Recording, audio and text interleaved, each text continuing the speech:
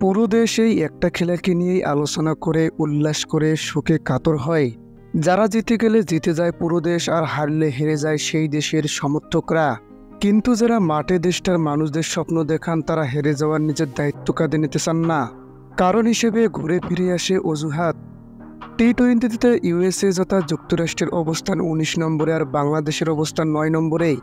১০ ধাপ এগিয়ে থাকা দলটাকে টি-20 শেখাচ্ছে সে পিছিয়ে থাকা দলটি।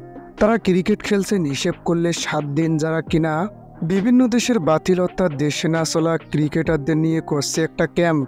সেই দলের সাথে বাংলাদেশের সিরিজ হেরে যাওয়া কল্পনাতেও যেন আসে না। অথচ ক্রিকেটে বাংলাদেশ পার করে ফেলেছে কয়েক যুগ আগে। দলে আছেন অভিজ্ঞতার যশে ঠাসা বেশ কিছু ক্রিকেটারও। তবে ওই যে সামর্থ্য বয়সে নয়, ইচ্ছাশক্তির উপর নির্ভর করে, যেটা বাংলাদেশের ক্রিকেটারদের নেই।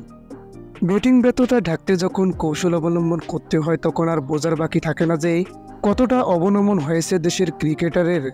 টসে জিতে ব্যাটিং নেওয়ার সিদ্ধান্তটা নির্ভর করে মাঠ আর পিচ বিবেচনায়। তবে সেখানে বাংলাদেশে যেন মুখস্থ একটা ধারণা, টস জিতলে ফিল্ডিং নিতে হবে। মন গড়া কথা নয়, ২০২২ সালে টি-20 বিশ্বকাপের পর এখন পর্যন্ত ৭টি টি-20 সিরিজ খেলেছে বাংলাদেশ।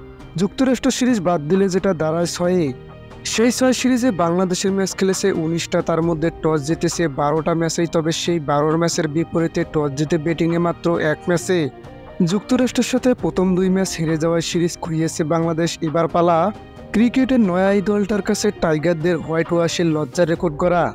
বাংলাদেশ যেমন ক্রিকেট খেলেছে তাতে অসম্ভব কিছুই নয়, তবে এই লজ্জা থেকে কিভাবে বাঁচা যায় সেই চেষ্টাই করতে হবে শান্তর দলের।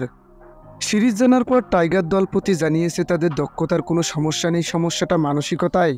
তবে শেষ ম্যাচে সেভাবেই মানসিকভাবে প্রস্তুত থাকাটা জরুরি হয়ে পড়েছে তাদের। শেষ ম্যাচে অন্তত মানসিকভাবে ফিট থেকে নিজের সামর্থ্যটা দেখানোর পালাটাই এবার টাইগারদের সামনেই।